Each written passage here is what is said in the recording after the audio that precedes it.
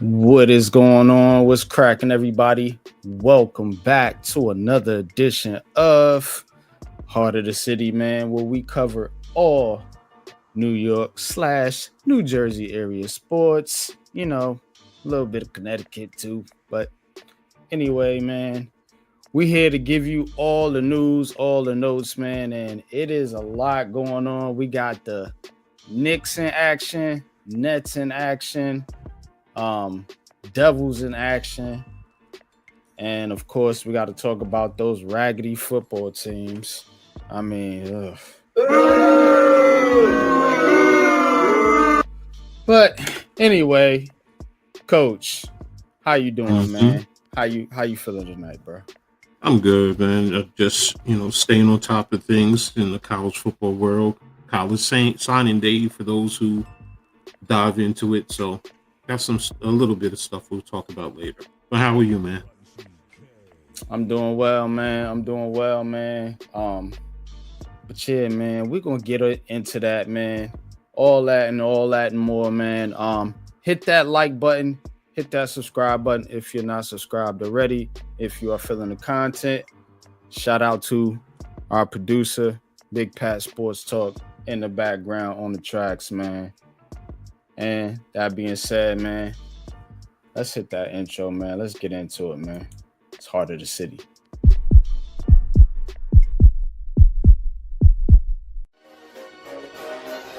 Ricey K, the Raise It Man.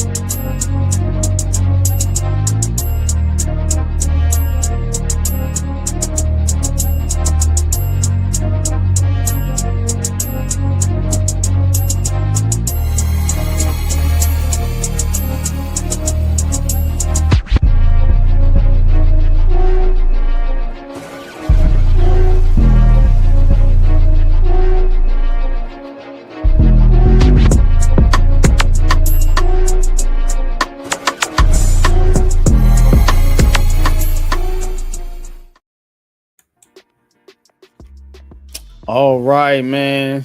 Shout out to the chat, man. Iman Perry, what's good, man? Appreciate you tapping in. Raphael, what's good, man? Appreciate you tapping in.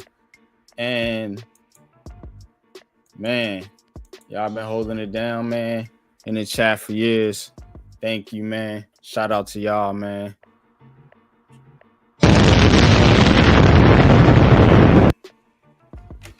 But Coach, man, right now we gotta talk about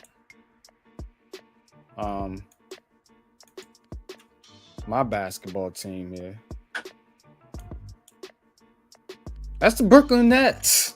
Look at there. Look at there. Oh shit, bro. They are beating the shit out the Bulls. What's going on, Bruh? I don't know, man. I got eyes on the game. But look, man, the Nets, man, starting to pick it up here. Now 4-16. So. But all jokes aside, man, this Nets team is not in it for obviously this season. They are looking to see what they're getting out the future, man. And speaking of the future, you want to see what some of these young guys are doing right now. You know, you got Danny Wolf in there. Drake Powell's been getting a lot of minutes. Ben Saraf has been getting a lot of minutes, as has Igor Demon, you know, Tyrese Martin, guys like that. Noah Clowney, a guy that we've talked about. He's been scoring a lot here lately. So he's starting to ascend. So we'll see what you get out of this group, man. But they're out there trying to figure it out, man. And they just, like I said, man, they just caught the Bulls, man. You know what I'm saying? With a punch, man. With a sneak punch. You know what I'm saying? This should not be happening. You know what I mean? Although Chicago's not a great team by all means, but they are 6-2 at home, and you getting beat like this at home ain't a good look. But Coach, what's your thoughts, man? What you thinking, man? What you thinking about what's going on here? I mean, you know, the Nets are a work in progress. Yes, we know that. But they're showing fight. They're competing. Whether they're winning or losing, how big or not, when I have watched them, they are competing. They're just a young team, and they're trying to find the right fit into the culture that your head coach is trying to instill. So, you know, they're becoming. You look, they got a lot of young kids now. You know, and you know, no one knows what this year how it will turn out ultimately, but they're setting themselves up perfectly for the future, to be brutally honest. And you know, it wouldn't surprise me next year if they're competing at least for a play-in, if not for a playoff spot next year. You know, if you get a couple of pieces to go along with what you have right now. So I like what I'm seeing about the Nets overall. I'm not looking at the record. I'm looking at, first and foremost, are you competing? And if you're competing, that's a big start right there. And are they tapped into the head coach? Because, you know, as we've seen with other teams in the area, coaches are going to lose players, you know, if they don't buy in. So there you have it. So yeah. So as we've talked about the Nets, the Bulls are starting to get back in this game. Not surprisingly, like I said, a young team. You don't really expect that,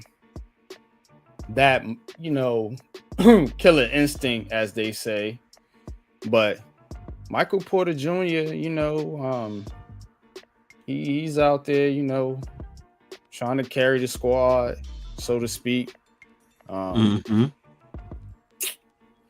But, Coach, we're gonna switch gears here to the New York Knicks real quick, and the Knicks, they up right now. I don't know if you're watching the game, but they up 100. I don't get the games because it's on MSG. 84. Yeah. Yeah, that's fine. That's fine. It is what it is. But they up 101 to 84. So Cat Towns leading the way, 31 points. Let's look at the full box score here. I'm going to be tapped in Thursday. Nets playing Utah, hosting Utah. Okay. So Brunson, Bridges, Hart, Towns, all doing their thing. Basically got virtually nothing from your bench, 12 points. But you beating Charlotte, not a surprise here. But what's your thoughts on this Knicks team, man? They Give bums. us the scoop. They bums. Nah, don't give me that thing. They bums, man. How you gonna lose yesterday? How yesterday you was trending nicely, and Started out well against Boston. Don't get me wrong, Boston's a tough team, and then you bitch up. And I don't accept that. They did. Cat Towns, man. I mean, look, They did noodle up Boston. Teams in the league know, get physical with him, you can get into his head. That's really what it is. And then sometimes when he makes a powerful move, don't get me wrong, you flexing while the other team is starting to run down the other court. I'm starting to see the same shit that I was having issues with Julius sitting back yelling at their referees. Get your slow ass back down the court. And why are you only focusing? Yesterday, Jaylen Brown did a move. Cat was in the paint. Should have rotated over, and he stepped out of the way and let Jaylen Brown go in for the dunk. And that started the trend because Boston got the lead there. I was pissed off, man. I'm tired of seeing this with the kid. The kid is talented. He's too talented to play soft and not be smart. And you get these stupid, everyone talks about it, the stupid fouls. I'm not talking about being aggressive, but you get these little ticky-tack stupid fouls, man. It's frustrating, and you wonder why people talk about, oh, well, with the Sham story today, well, you know, maybe we can trade Cat for the Greek Freak. I'm not saying it's happening. Please don't think that's not what I'm saying, but I'm saying there's a large part of the fan base that's like, yo, trade him for. And you know what? It shouldn't be. At least Cat should be saying, nah, New York, you got me and you're going to rock with me. He's too inconsistent. There's too many games where, you know what? He disappears. And I'm talking about even putting up single digit numbers. Come on, man. Nah, man. Nah. He's frustrated me, and I've watched this kid since he was at St. Joseph's in Metuchen High School, and I'm like, yeah, this kid got it. I watched him at Kentucky. I even watched him a little bit at Minnesota, seeing his game develop. But all you want to do is just score points, man. Basketball is more than that. It is, but you know, are you gonna dismantle the chemistry of your team to go out and get Giannis? That's not what I'm saying. That's first. That is what's being reported. You know what I'm saying? Here's the thing. If we're gonna go there, you're gonna get Giannis.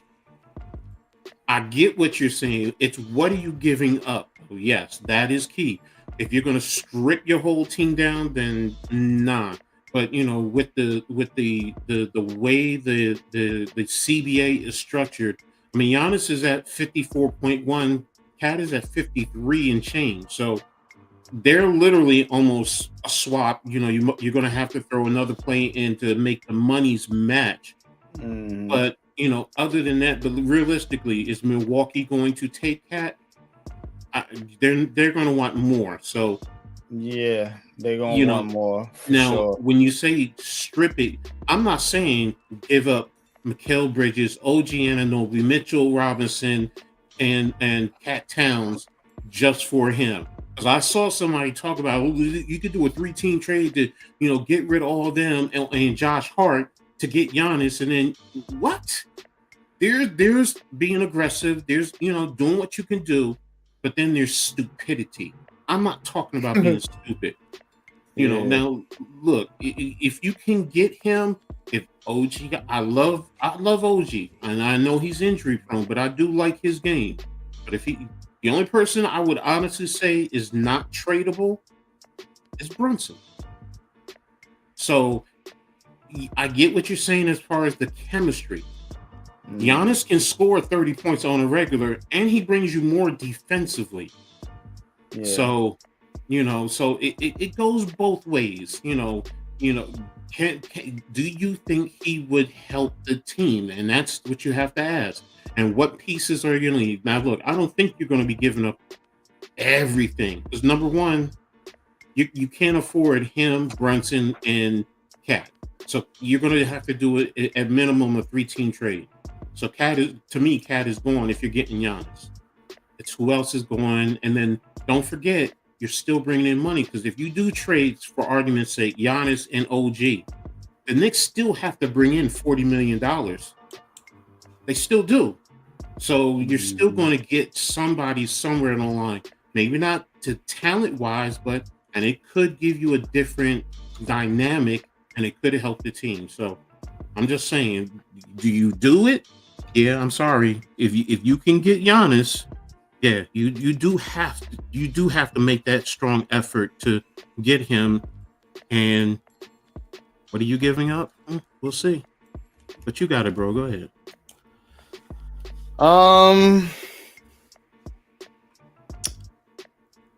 I think I think if you're the Knicks and you want to you're going to weaken Milwaukee, and you trying to strengthen your team too as well. But in a trade situation, like I said, I always look at both sides, all angles. And the Bucks, they're gonna want Jalen Brunson. You know what I'm saying? They're gonna want Jalen Brunson. And if you're the Knicks, it's not worth it. So now, you're not giving them Brunson. So now, what does this do?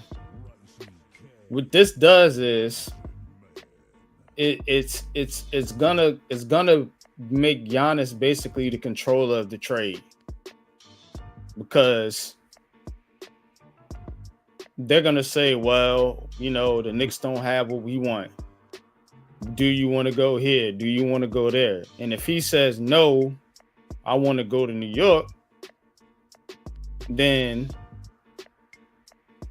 that will flip it to where, in a sense, New York will now, the Knicks will have the leverage, and they could be like, look here, bro, take Cat Towns or whatever. You know what I'm saying? And that's the only way I see that working out. Because why would I want to flip? Exactly. I'm not taking Carl Anthony Towns for Giannis. No way in hell. You got to give me at least your best player, which is Jalen Brunson. At least start there and some. No, you don't start there. Sorry, you don't start. And that's why I said to you before, Jalen Brunson is not in the question. I mean, in the trade talks, he's not. And if that is the end all, then you know what? That's the best we can do. But now, don't forget. I'm Milwaukee. I'm asking for Brunson. I'm not saying don't ask for him. Of course you ask. But I'm saying, as New York, if I'm New York, it's like no.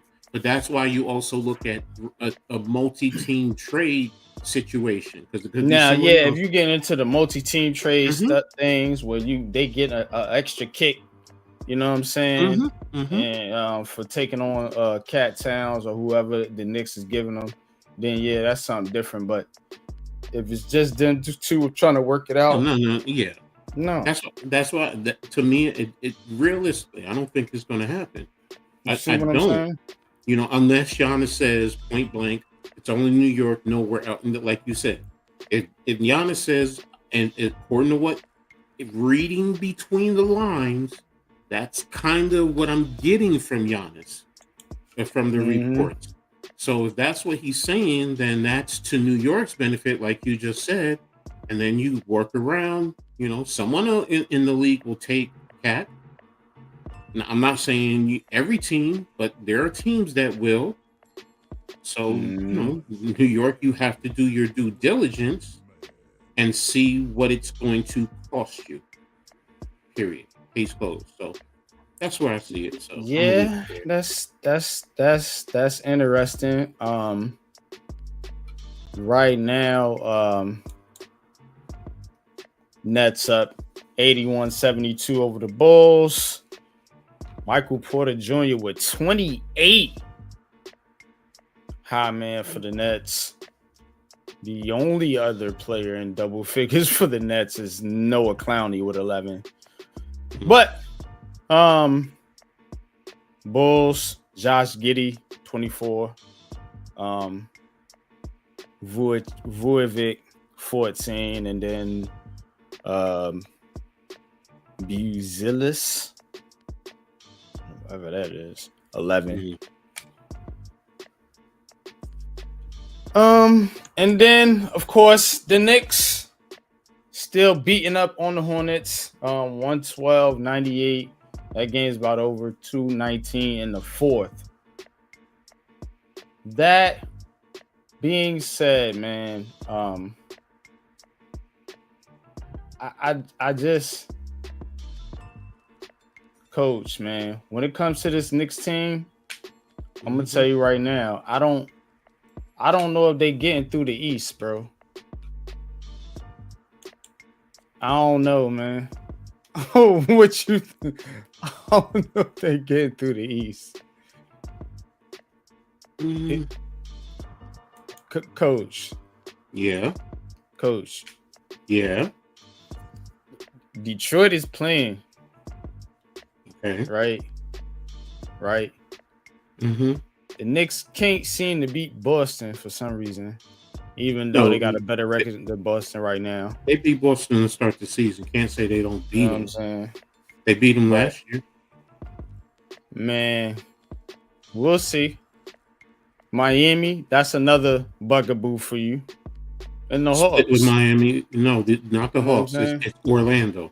Now, if you want to say Orlando, right now they're 0-2 versus Orlando in the season. I think all them teams gonna give y'all trouble when it comes to playoffs. I'm not gonna sit here and say they're not gonna be a challenge, but you make it sound like they just gonna get bitched out of the playoffs. And I'm sorry. I didn't make it sound like that at all. Okay, I just said I don't know. I don't know, because again, this was supposed to be all right. The Knicks, but the injuries to the Pacers and them being dog shit, and the Celtics, them being down, and the Milwaukee Bucks, obviously with Giannis, he wasn't out of there now, so it was really y'all, you know what I'm saying, that, and y'all in fourth. But you have a new coach. If it wasn't for the loss yesterday, they would have been in second. These teams are too close. This is why I get what you're saying, but you can make that same argument for every other team right there with the Knicks. So I get what you're saying. It's not going to be easy. The Knicks were in second yesterday. The loss put them to fourth. They're going to win. I think Toronto lost today. So, or was it Miami? Hold on, let me double check. Miami is losing to Dallas. I'm looking at it. Y'all 3.5 behind Detroit Pistons right now. Detroit, all right. And we haven't even played Detroit yet. So now I'm not saying it's going to be tough, but you know what? What's to say we don't get 2 games? It's still early in the season, bro. And the Knicks are still. Don't forget, Mike Brown is a new coach. Everybody is and what did I say? I said, you know what? 20, 25 games, you'll start to see how they are. You know what? When you get closer to the All-Star game, now we can really start talking and seeing if the Knicks are 4th, 5th, 6th. Then you know what? Yeah, you have a valid point. But they were second yesterday. And one loss moved them to 4th. And it's going to change again after today because Miami lost. So I get it. Still early. Still filling it out. We don't know what if they're going to make a trade or what, or anyone else in the conference. So still early. I'm waiting to see it. So I'm not panicking, but I also have my problems with certain people. You know that. So, but I'm not going crazy right now. I'm not. Dewberry Sports, what's good with you, man? Appreciate you tapping in, bro. All right, man. I'm done picking on the Knicks. The Knicks. I get what you're saying, which is a lot of validity. So don't take it as I don't take it that you're picking on the Knicks. Nah, I analyze basketball fairly. You Mhm. know what I'm saying? Like Mhm. I'm like, okay, cool. I want to see them as in the Knicks. I want to see if they could, get into that Mhm. finals. And Mhm. the East is supposed to be, pretty much, they were pretty much considered the favorite, you know, Mhm. going Mhm. in this year, given all the everything else with the other teams, Philadelphia, they be in Philadelphia, whack ass team that they are, and then Cleveland, underperforming right now. So Mhm. um but yeah, it was the Knicks, maybe people put Cleveland in there, some maybe had or Detroit or Orlando, but again, most people, given the situation, a veteran Mhm. team, you Mhm. know, um, you thinking the Knicks, a team that was in the The finals last year. conference finals last year, Mhm. so you thinking that's the team that's going to get through, and um, I don't know. I mean, they're 10-1 at home, so Mhm.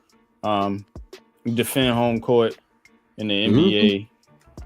You should have home court advantage in the playoffs, but you can't be dog shit on the road. But you know what I'm saying, as long as you win most of your home games, I think you'll be fine. So I'm not saying that they are in some type of trouble or anything like that. I'm just saying But that you'd be I'm surprised how I'm many look people. You'd be surprised how many people, whether they're Knicks fans or not, really are to the point like, oh, blow this team up right now. That's why I'm like, yo, everybody needs to calm the fuck down. but Really. I mean, and the narratives, I hear the narratives, so that's why Mhm. when we talk about the Knicks, I'm like, okay, so like, what's going on? Is this really the vibe? Are they trying to trade for Giannis and dismantle the team and not stick the course? And got a new head coach and all this and all that. So I'm like, damn, is it that bad? But they beating up on the Hornets, taking care of business, which they should. You know, Mhm. you don't lose to bad teams. That's one thing you don't do. Mhm. Um, especially at the crib. So, but you wonder why people are panicking, and I'm like, okay, maybe it's just because their belief is that the Knicks should be, you know, Blowing everyone atop out. the conference right now. You know Mhm. what I'm saying? And it's Mhm. not. It's Detroit. So I guess they feel some type of way. But I would never. I mean, like you said, if it's a veteran team, they shouldn't even be worrying about getting the first, seed. You know what I'm saying? You should be worrying about getting your team to the playoffs healthy. That's the Mhm. main thing. Because if you didn't have the first seed last year, you see what I'm saying? Mhm. So what does it matter? So again, them being in fourth, at least you in fourth, you still got home court in the first round. Yeah, just went final. So yeah, that one's final. The Nets still battling it out with the Bulls. But but yeah, man, that's how I'm looking at it, coach. Mhm. I get you. It's all groovy gravy, baby. All right, man. Let's all right, man. All right, it did. All right. Here comes the depressing part of the show. Let's get to these football teams. New York Giants. New York Jets. Oh my god. I mean, if you if you want to talk about a shit show, I mean, the fucking New York Giants, they give it to you every time, bro. They give it to you every time, and that's what they did Monday night. A 33-15 beatdown by the New England Patriots. Came into the Patriots house, thought you was hot shit, but you was not. You was just a little bro on the block. You know what I'm saying? So again, Jackson Dart, you know, he couldn't dart his way to a victory in this one. He couldn't do it all. You know what I'm saying? He couldn't be that hero. They want him to be the hero, though. They do. We don't need another hero. but hey, you know, they had blown motor. They tried to get him revved up, but you know, it got going a little bit. 12 carries, 68 yards. But hey, look, man, it's the same old. No matter what the coach is, no matter what the GM is, and that's why I keep saying it's an organizational problem. And I don't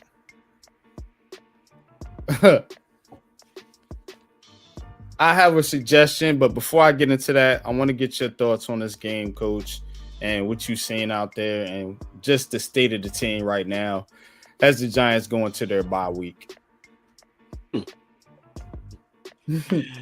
Honestly, you know, after Monday's game, it was extremely disappointing. Did I expect more? Look, first and foremost, you know, with the two rookies, that to me, I mean, first of all, you're seeing what was running rampant, which we all kind of knew what was going on when the former head coach was around. He was, you know, showing his favoritism in a sense.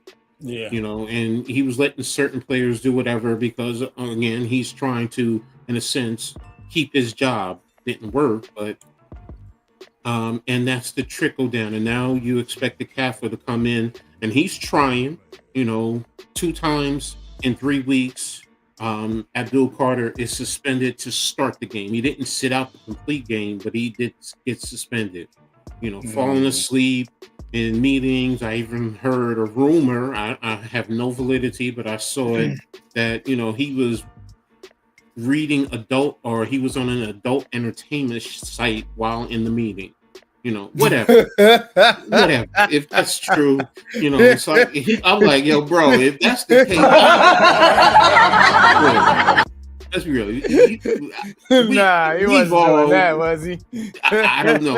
Like I saw it, I'm like, yo, where the hell did they get this from? But I'm thinking, like, bro, man, if that's true, you couldn't at least wait till your break, go out to your farm, watch a little bit of something. You know, come on, man. I mean, but seriously, to get suspended 2 times in 3 weeks, that's the problem. You know, now, could you make an argument that Kafka should have sat him for the whole game and make a bigger impact? Yeah. But I know fans are going to, oh, no, you need him, blah, blah, blah, blah. But, you know, Kafka's also trying to set a tone. He's trying to show that he should be. Right, he's trying to get the job. Exactly. So, and discipline is a big factor. So, you know, and look, New England, they wanted that game. And they came out and they punched New York all over the place. Every orifice or whatever, every part of the New York body you would think, you know, and, you know, everyone's complaining about that hit about Jackson Dart. I'm like, that was a clean hit. You know, Jackson Dart needed to step his ass out of bounds, you know, plain and simple. And you cause your teammate to react, causing the team to get a penalty, when if you just stepped out a yard earlier, it would have been 3rd and 2. So it's like, you know, and his comment afterwards, you know, that's my play. No one's saying take away your play. Be who you are, but be smart, because you're needed in the big landscape of everything. And you just gotta, hey, at times slide. At times you're on the sideline, you see a dude coming, you want to try and get the first down, but let me step out and play and live to play another play. Plain and simple. And that's the thing that this organization, because I forgot who said it. It's no matter what, this organization has a losing culture, a losing mindset. No one really knows how to win as a collective group. And until you get the true leadership in, this is what we're going to get. This is what we're going to get. And I'm going to be honest, Kafka may get considerations, but unless they win these last 4 games, he's gone. His whole staff is gone.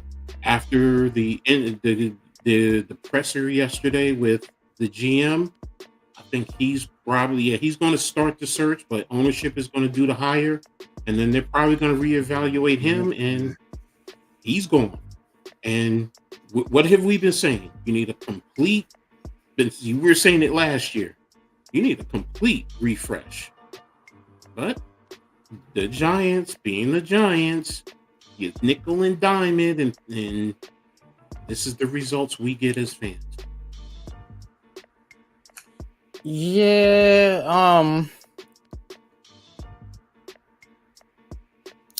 I don't look. Here's what I proposed.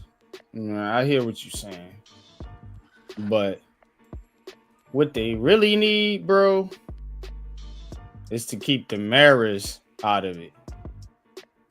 And the only way to do that is to bring in, like they do in basketball,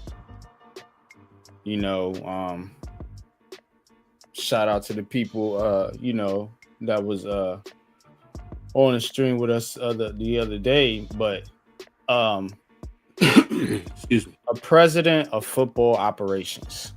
Fair. And that can be the bridge between ownership and the GM, and ultimately, you hear ownership out, but if it don't make sense, you know what I'm saying? Hey, look, it's that person's call.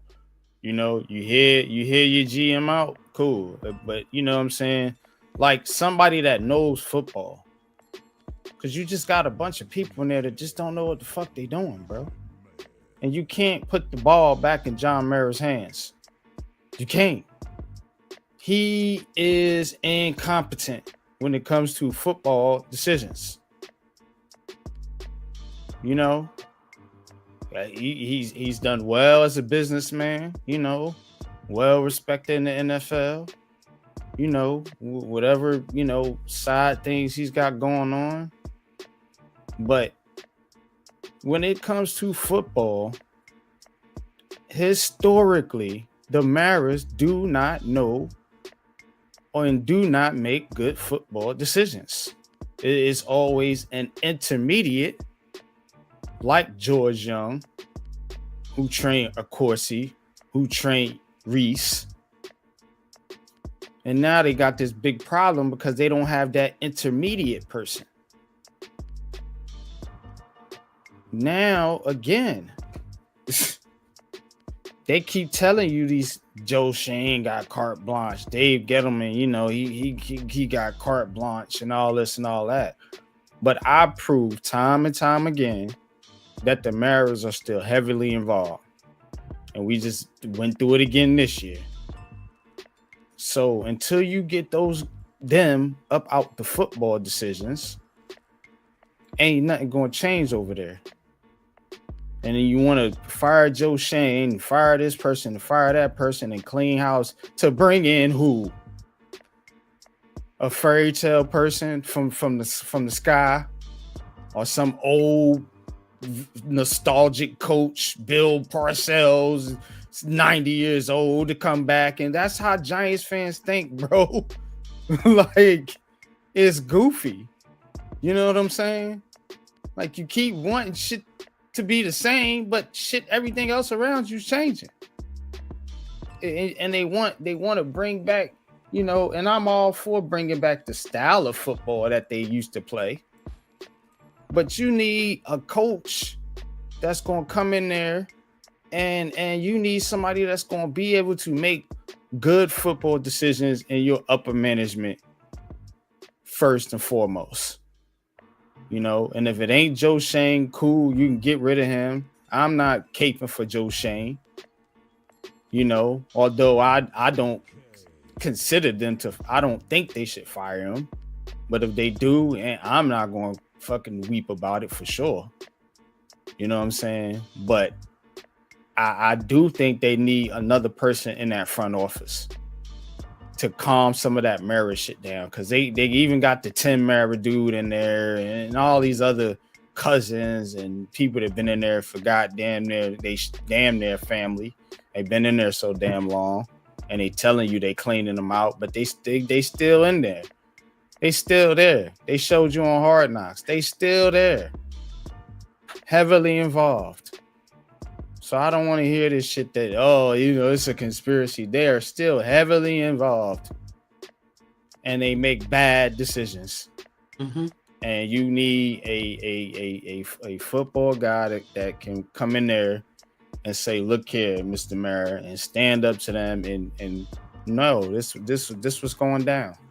This is not a good decision, and we need to go in this direction. It's best for our football team. Yada yada yada in the long run. Mm-hmm. And somebody that can stand up to that funky ass media. That's another thing they need. Because they just let the media just bitch them around. But go ahead. I get what you're saying. But when you talk about someone who owns a business, because the Giants are a business, period, case closed. Mm-hmm. And I understand they're in business with every other owner in the NFL. But if you look at the valuation of the New York Giants, it continues to grow. And you're not going to get someone coming in a sense. I'm not, let me just say, I'm not kiboshing what you're saying, because I agree. You need someone with a football acumen, because as Yankee fans, we used to hear that with George Steinbrenner for the longest while, until he eventually started to trust the Stick Michaels and those who were in the organization. But there was a while he wasn't listening to people. When you are the owner and it's your money, you ain't hearing what somebody else. You'll take heed to it. Don't get me wrong. But if you want to make the final decisions, it's also your right, because you own the team. We are fans, and we are invested, yes, with our monies, but our hearts and our souls. And I get that. But the reality is, it's their business, and how they see fit running it. You either they can run their business. We talking about football, but football is the business. I get what you're saying. There's an on-field product. And look, don't forget. I may not have done it at the NFL level, but I ran several minor league semi-pro football, so I understand separating the business from the field. And that's one of the things when I was it, and I used to stress that to my partners. Look, we got to separate the football from the field from the business. I get that. But ultimately, it is their decision, no matter what happens on that field. If they don't want what's happening on the field to happen, if they say change it, you got to change it, because it's their money and it is their business. So what I'm saying if it's their money and their business, and they want to continue to make fucked up decisions, then they'll get a fucked up product. Exactly. So that's the point. You know what I'm saying? I know what you're saying, but I'm just saying it's not going to change. If you want change results, then you got to do something different. Exactly. You know what I'm saying? You can't keep going in there. And I'm not even talking about, the high level business decisions. I'm talking about these dudes making decisions on the quarterbacks, the running backs, like they're making decisions like they're general managers. And again, that's just not good business for them. Smart. Yes. You see what I'm saying? So again, that's what I mean. Ain't nothing going to change until they realize and look in the mirror and get out the fucking way and fall back. I agree with you, bro. I agree That's with all you, I'm saying. but I'm also saying I'm not going to, in the sense, I'm not stressing what Mara and the rest of the ownership does. They're the owners. I just look at it. You're the owners. Whatever is, can you get the right people in place and allow them to do their job? Plain and simple. Mm-hmm. And if not, I mean, hell, look at that funky team from down south. You got an owner who's the general manager, the president of operations, but hold on a minute. But what does he do? He brings the values of that organization. And he said it. He's come out and said it. When I get involved and I do some crazy stuff, the value of this team goes up. And what I'm saying, we as fans want to focus on the field. The owners don't.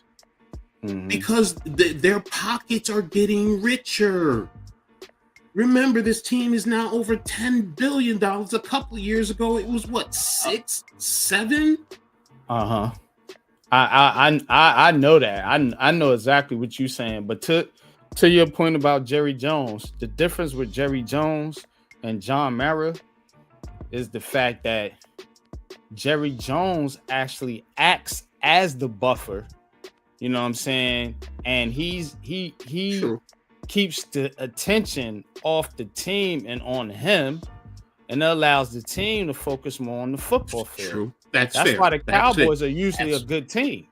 Hey, you're right. He does take the heat. He'll come out there and be Jerry. You're right about that. This is what John Mara does. John Mara goes ghost all year, comes at the end of the year, but lames the coaches and everybody else on the field and then disappears again.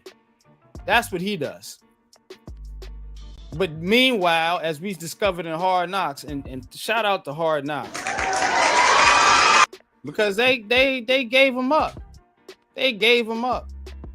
You know what I'm saying? They gave him up. Sorry, didn't see because it was stuff I was already saying and people wasn't believing me. You know what I'm saying? That dude was heavily involved in the decisions, as far as personnel was concerned, bro. And you don't necessarily want your owner doing. And if he is doing that, then be Jerry Jones. Take the bullets for these coaches. Be the forefront and sell the team. You know what I mean? And market the team better. You know what I'm saying? Get a better stadium. You know what I'm saying? So I don't like his style, bro. I don't like this style right here. Bro. What I'm getting at is to you and the other fans out there, like everybody attacks him, and I get it. Sell the team and all this and that. I'm not a fan, and I don't care if they sell the team or not. No, I'm not saying that. What I'm saying, what my point is, you guys are banging your head against the wall, going at ownership, and you know what? Yeah, and you're right. Everything you said is a trillion percent. It's a trillion percent right, but it's still his team. Why go at him? You see me? Have I ever really gone at Mara? Have I ever really gone at Mara, or I've gone at the GMs and the coaches? Who do I usually go after? The GMs and coaches. Exactly, because I can't. There's nothing. He's the owner. Right. It's to me. For me, it's illogical. He can't change. Bro, how long have we been dealing with this?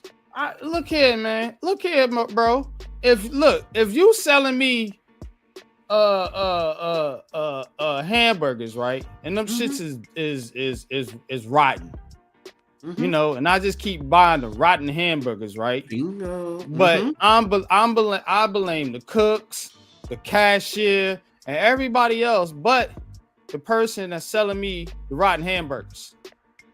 You see how and every year I just keep on going by that and wonder why they're like, and the cashiers and everybody just like, hey, this is what they give us and we got to sell it. So why get mad at them? That's what I'm saying. That makes no sense. And you're going at the owner, and he's not changing. So if he's not changing, then the only other alternative, which we as fans we have been invested too long, is to change teams. It's either to change, not support the business. Look, bro. I told you I've been tapped out.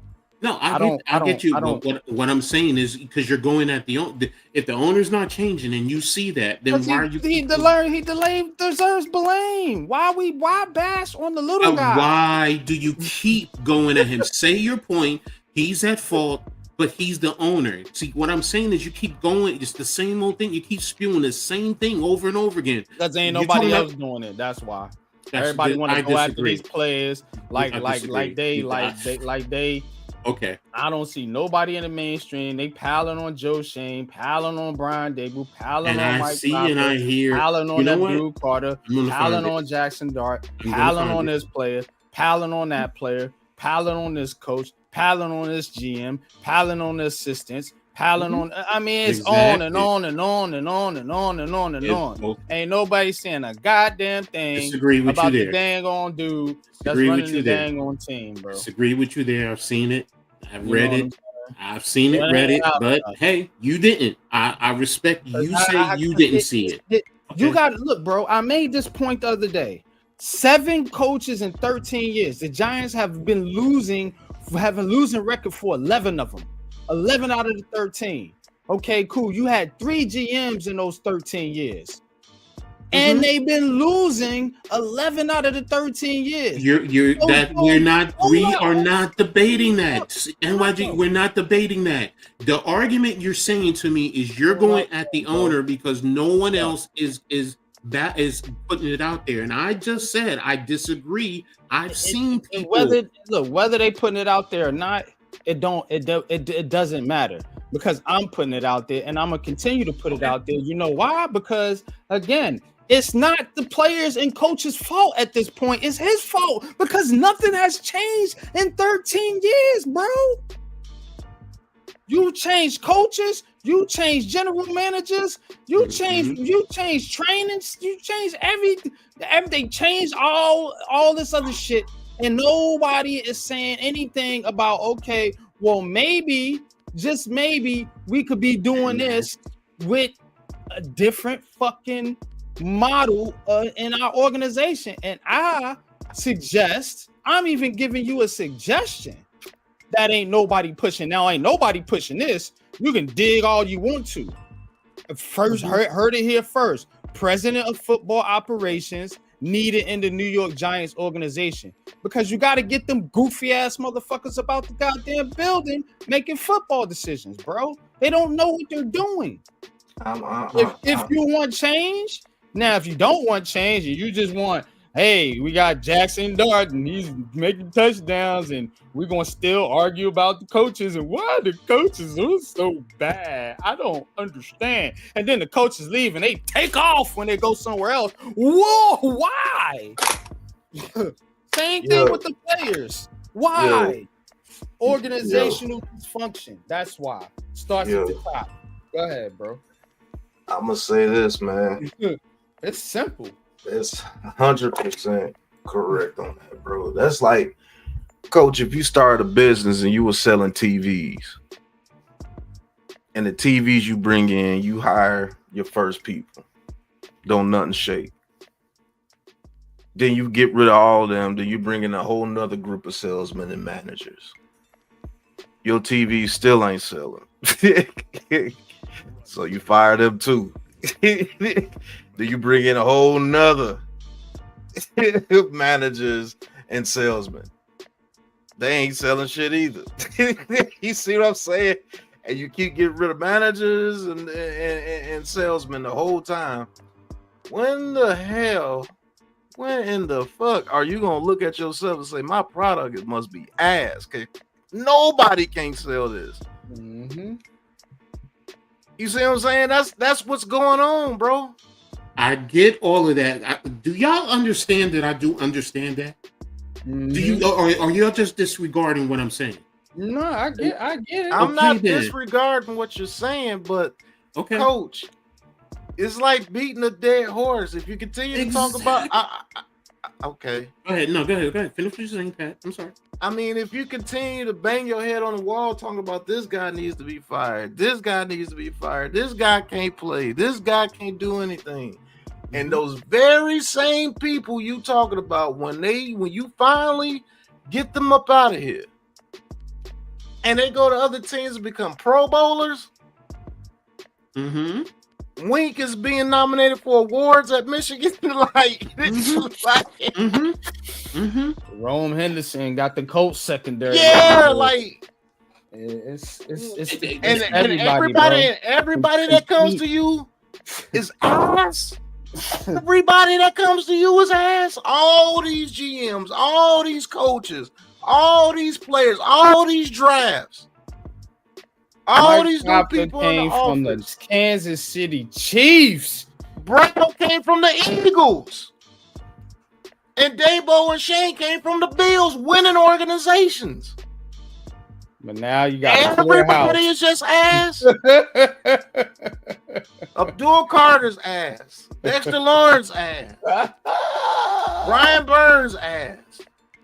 Daniel Jones ass. Old Barkley's ass.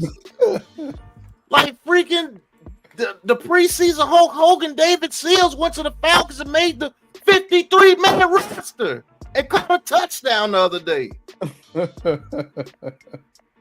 Alex Bachman is on the roster with the Texans. Or no, the Raiders. Alex Bachman. Oh, he definitely catching the touchdown when he played the Giants. I'm going to put a bet in for that. You mean to tell me all these dudes are ass, bro? Let me ask y'all a question. Because, Pat, you're bringing up all these players. Have I ever said anything about these players? No, I'm not coming at you, okay. Coach. I'm just no. I just want to make sure. No, I want to make sure. I'm just shooting the shit, Coach. No. Here's the thing also, because because I want to make sure people in the chat understand. I'm not sitting here saying that ownership doesn't have some culpability, because they do. All I'm saying is I'm not going at them because to me it's their money. What the fuck it's just like if I own something and you coming at me and telling me you need to get out there, get the fuck out of my face. I'm the owner. If you don't like it, hold up. Real quick. Let me talk to Coach real quick. Hold on, because I just want to say something real quick. Mm-hmm. So if you're not going to complain about them because it's their money and they can do what they want, why complain about the product if you're buying it? Bingo. What did I just say earlier? I said you have the other option of not supporting this team, going to another team. I just said that. But that's what Giants. But that's what I'm saying. But that's what Giants fans are doing. They sitting up there complaining about the product, complaining about this coach, that coach needs to be fired. This coach, and this same thing we've been saying.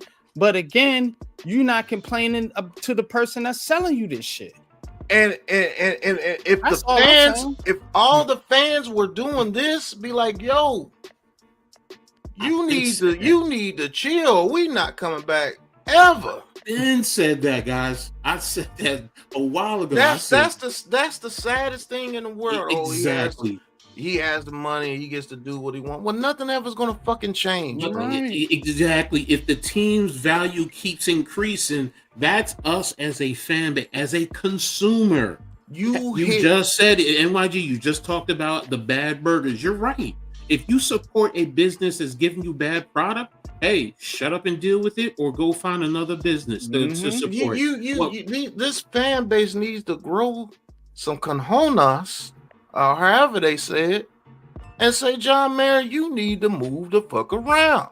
And the only way you can hurt somebody like a John Mayer is say, you know what?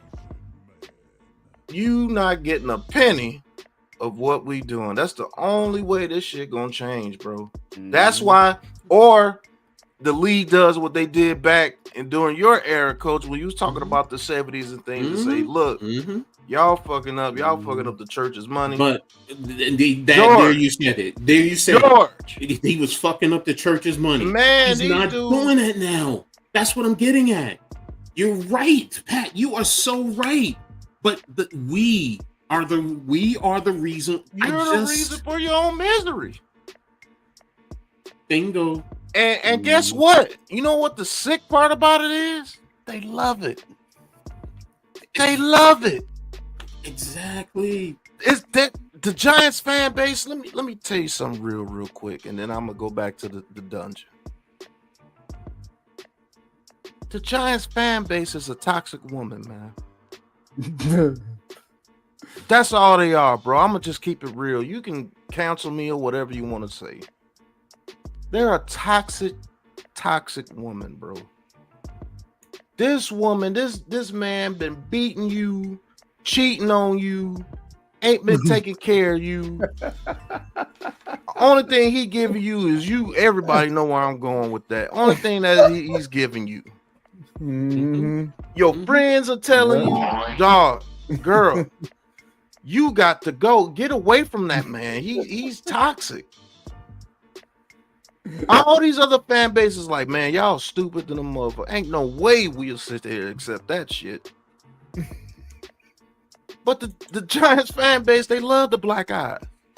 They love the number 1 pick and the number 3 pick and the number 5 pick, the number 6 pick, the number 5 and 7 pick that don't go your way. Every cornerback that you draft is trash. Every coach that you bring in is trash. Every coordinator that you bring in is trash. Your defense is trash. Your offense is trash. And guess what he gave you as a present for saying, man, I've been messing up? He gave you a medium Pepsi.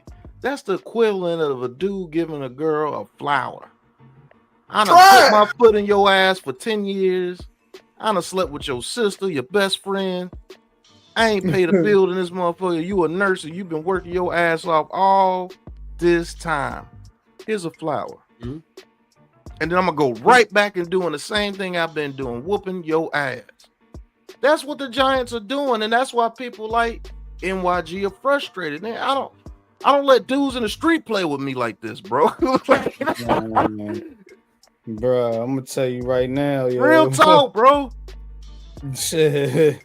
That's like the nigga in the street just come in your house, take your food. It's like he's selling you a bootleg product, bro. Yeah, for wholesale price. Man, like he's selling you he's selling you the fake Jordans and shit, bro. Like this is Shaq on this shoe. I know when I see Shaq. That's Shaq. This ain't no Jordans. And you just letting these dudes do whatever you want. You man. All right, man. I'm sorry, y'all. I'm nah, you good, you good, bro.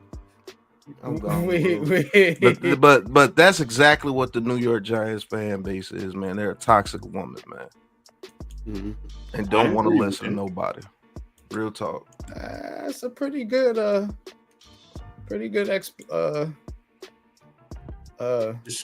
description of them. You know what I'm saying? I will say that, man. But all right, time to switch to the other New York Jets. New York Jets. All right, well, Jets do get a win. Thanks to Coco Chains and the Falcons. Look, man, the Jets, man, I told you, man, better quarterback play.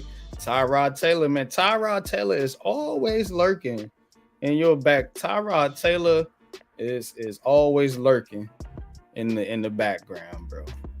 You know what I'm saying? When you need some help, bro. You know what I'm saying? Like, yo, Tyrod Taylor's like that dude. You like, man, yo, I need somebody to help me move something real quick, bro. Like, yo, he just around, you know what I'm saying? Like, yo, Tyrod, you good? Yo, yeah, I'm good. I'll get out there with you. Like, that's Tyrod Taylor right there, bro. Because, you know, he go out there, man, and he get it done, man. Did get it done for the Jets, man. The Jets 27-24 over the Falcons. Kirk Cousins, man. Tyrod Taylor. What a quarterback matchup. What a barn burner, so to speak, man. But Breece Hall, he did get a touchdown. Tyrod Taylor also with 44 yards on the ground and 172 in the air. So Tyrod doing his thing. Jets getting Adonai Mitchell involved this game. 8 receptions, 102 yards, and 12 targets and a touchdown. So Jets able to come away with the win here, 3-9. And we're gonna go to Tankathon here in a minute, man. But Coach, what's your thoughts about because that's really all it is to talk about with these New York teams? I mean, what are we doing here with the New York Jets? You know, they didn't gave up on Justin Fields, rightfully so, but you want a quarterback conundrum, brothers. What's going on over there, man? What's your thoughts? I mean, as far as Tyrod, excellent point. I mean, he's a professional quarterback. He can come in and he can get you, the wins that you need on occasion. Is he the franchise quarterback? No, he's not. But he's going to do what he needs to do to get you through until your franchise is ready. So that's the big question. So the Jets, they have some pieces there. We've always known that, so, and Justin Fields has proven that, what? He's more like a Mike Glennon type quarterback, if you get what I'm saying, where he doesn't need to be in the NFL. So I'm sorry, unless he changes position. Now, if he changes position, we can come back and we can see if he can develop. But as a quarterback in today's NFL, no, he's not. He's not it, and I don't think there's any quarterback guru, quarterback whisperer that can really get him to at least be slightly below average. Ain't nobody saying no saving him, huh? Nah, I mean, if he wants to continue to play quarterback, maybe he can do it in the UFL. No hope for the boy. So, I mean, I'm being honest. I'm not trying to belittle the man, but as far as quarterback, we've seen it. Yeah, Tyrod comes in and the offense does seem a little bit better. They got a dub. Yeah, so it's like, and Tyrod, while he's not the young, spry quarterback that he used to be, he still has some wheels. So he can move, he can manage in the pocket, and he can still read the field, and he can get the ball downfield. So he's a homie up the street that's going to help you move the couch. There you go. Like you said, great point earlier. So he's a professional backup quarterback for like the Giants. He's our Jameis Winston. He'll come in and be the relief pitcher, get things going until the starter can come back and they just don't have that starter to get him going. So, and if they do, now when they do, let's put it that way, then it might be a different ball game. So, but right now, maybe I don't know what the rest of the schedule, but maybe they can get one. Maybe they can get Miami. I don't know, because Miami I think comes up to Jersey. So they need to be losing. To be honest with you, man. Don't forget they're in a good position because they have the 2 first-round draft picks, so they have the ammunition to still move up. So it's now if they move further, if they win more and move further back down, if they want to get to the one of the top 2 spots. That means you're not going to have to give They need to be where the Giants at. They need to be in the Giant spot this year because they need a quarterback. They need a quarterback, but they have the assets to move up. So if they keep winning, it's showing that, it's kicking in down there. Maybe they have to give up 3 first-round draft picks, 2 this year and 1 next year. That's a boatload to give up. This is to move up real interesting. Yeah, exactly. So it's and matter of fact, they have 4 over the next 2 years. So they can afford to win and move down because they still have the assets. Are the Titans crazy enough to give up on Cam Ward this early? No, I don't think they are. I think they're in the same position as the Giants right now. If they keep losing, they can get a boatload of assets and they can trade back and put pieces around Cam Ward. Because that's really all he needs. He just needs some pieces, more pieces. Raiders are going to try to lose that game against the. I see it now. Yeah, that'll be the seed. Yeah. Me and The Pat Raiders was were me and Pat was talking about it, but I know I see what they're doing now. Now it's don't forget The Raiders are gonna lose that game. that They're gonna give it to them. Now the The question is, Giants don't forget you have to look at the head coach too. We don't have a head coach. They do, and does Carroll want to still keep it down? I get what you're saying. They want to lose, but as a coach, you're not trying to. Now, management, different story. Give them pieces that are not going to help them. But as a coach, you want to win because that's going on your legacy. That's going on your record. So I get what you're saying. It goes both ways. As a fan, I'm saying, yeah, the Giants have the talent to beat the Raiders, and the Raiders are probably going to do what they need to do as a fan to get up there. But if I'm Pete Carroll, I mean, I think if they play them, if they playing straight up, the Raiders are beating the Giants. That's what I'm saying. But I'm looking at it now in the grand scheme of things. I think the Raiders are going to pretty much go in there and kind of to get out of and to get because the Giants are ahead of them now. So again, forget that. Don't look at that. I get what you're saying with Tankathon. I'm saying Pete Carroll. Do you think Pete Carroll is purposely going to try and position this team to lose that game? Hell yeah! If I'm trying to get my quarterback, hell yeah. You know what I'm saying? If they this say is what Giants do. We need to lose the Giants will win that game if they was in the Raiders position. We just seen it with Brian Dable. They damn near admitted it. Damn near saying, well, yeah, he gonna change the offense once he get the quarterback in there and all this shit. So what was he doing before? Fucking up. That's what y'all saying in a sense. So again, I was right. Now, these teams do this. Brian Flores proved it. You know what I'm saying? So again, he got, blackballed or whatever. You know what I'm saying? But now you gotta say, hey, if Pete Carroll is solidified in that Raiders organization and he know he got a job, why not? Hey, we ain't going nowhere anyway this year. Why not let the games go? You know what I'm saying? You might not put your best. I'm not saying he might not put his best effort out there. Let's put it like that. You know what I'm saying? That's how coaches tank. They don't open up playbooks and they run vanilla schemes and do dumbass shit on the field. You know what I'm saying? It ain't like he going out there, hey guys, y'all got to lose this game. It don't work like that. So people got to take things into context. But yeah, if they saying, hey Pete, man, just take it easy. We trying to get a good position for a draft pick. Pete going to take it easy. You fucking right he is because he's getting paid. But what you think? You know what? I'm just bred differently. Fuck the job then, because I'm going out to win. I coach to win. That's just me.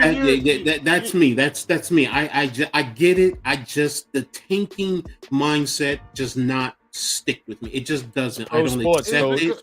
It's pro sports. Pro sports are not. Listen to what I'm saying. Me, Edward R. Gladney. I am not built like that. If I was a head coach in the NFL, yeah, bro. But you said Pete Carroll. You said no. Pete I get what you said. That's what I said. Listen, I didn't say head coach. Me. Coach Ed. Yeah, no, but right. I just said that. I just said Coach Ed is not built like that. I get what you're saying. I don't accept it. I don't agree with it. Right. But I don't agree with it either. I don't think they should what be I'm saying. You just said he's going to not put his best put his best effort forward. He's going to be, if his position is solidified, he's going to try and get his quarterback. I get what you're saying. I don't believe he's going to do that. That's what I'm saying. So you believe otherwise? Agree to disagree, yeah, because I think he would. I think he absolutely would. No That's question what I'm about saying. It. I think he is, but I understand where you're coming from, Coach. Like you just, it's going by the sport as if it was truly about the sport. But at the level you coach, you know what I'm saying? Yes, I understand your passion and why you wouldn't think anything like this will happen. But what I've gathered in research about this league and these leagues is absolutely bro, it's absolutely going down like that. It's Again, almost you believe that? I don't. And you have your I intel. believe it. I have my intel. You know what? I beg to differ. I've heard it from athletes. I've heard it from I've coached guys who've been in the NFL. I've had conversations with NFL coaches, NFL executives. So I mean, maybe I'm just being naive. You know what I'm saying? I actually have had conversations with people, and I know like some of the shit that's been going down. That's why I'm able to like look, bro. I know. You know what I'm saying? Now it ain't. There's always context in things, and I always want people to understand that. You know what I'm saying? And you do have coaches say, "Hey, look, I'm not going for that shit." Like Brian Antonio Pierce did it. That's why they got rid of him. Pierce, they give you these examples, and then those coaches, they don't excel to that level. That's where you get some of the blackballing and the Mark Jacksons, and I think Mark Jackson probably said no to the bullshit. Why he ain't coaching? You get sit your ass in the booth, dog. You can't get with this program. You know what I'm saying? So I mean, look, it does happen, coach. I agree with you. But the majority of those motherfuckers in there, bro, that's got them head coaching jobs in those major leagues. Yeah. They get down. They do what they told. Let me just put it like that. But let's get back to Tankathon. And the Jets, like I said, sitting there 7th, Giants in 2nd. If you're the Giants, you want to get out that spot. And if you're the Jets, you want to get up to the spot with the Giants. Now, I don't know if they could work something out, but Woody Johnson and John Mara need to be talking right now to help both of them out, because they both in that raggedy ass building called MetLife Stadium, and they both need something out of this draft. And the Giants need the picks, and the Jets need the damn quarterback in the number 2 spot. I don't think the Giants winning. They might win the Raiders game, but we'll see. But again, I think they're gonna be ahead of the Jets regardless. So they need to be talking. But what's your thoughts? Talking now? No. After the season, I'm going to play out the season and see what happens. Because if the Giants win a game or two, they're not going to be in that position, and they're not going to be in position to trade with a quarterback needy team based on that. Giants to win another game. Let me put it like that. Honestly, no, I don't. Me either. I don't think they have the. I think right now the New England game took a lot of the fight, because I'm really wondering personally, are guys now making business decisions? That part I'm with you. I get you, and that's why I'm like, I think Dexter Lawrence is going to shut it down in a little bit, and what's up with AT. Brian Burns is trying to chase being a Pro Bowl in sacks, so he's going to be out there fighting. But I mean, I'm looking at Kayvon Thibodeau. He's been down for a while, and you got 4 games. If he's not playing that first game after the bye, then I think he's probably going to shut down for the rest of the season. So, and that's what I'm looking at. I'm like, okay, I'm looking at that. Yeah, and you also have Jackson Dart. I mean, do the Giants eventually say we got to pull him and sit him down, because he's putting himself in a bad situation where he might really seriously jeopardize him. Stop. No, listen. And I'm not talking about the game after the bye. I'm talking about the last 2 games. No. That's what I'm talking about. No. As if he's out there and he's throwing his body around and getting in concussion protocol, and he's not listening. He's still doing what he's doing. And baby, this. That's not what I'm saying. That's not what I'm saying. Please, and that I was afraid you were going to take it that way. I'm not talking about babying him, but you got to. I'm talking about discipline. You know what? You're not listening. If we're coaching you, and look, they've shown it on the field. Russell Wilson has tried to talk to me. You see Jameis. All the coaches have tried to talk to him. and he still wants. You're gonna shake that boy into being scared to move around. That's not what I'm saying. Don't put words in my mouth. Don't put words in my mouth. I'm not saying you're going to shake. I'm saying that narrative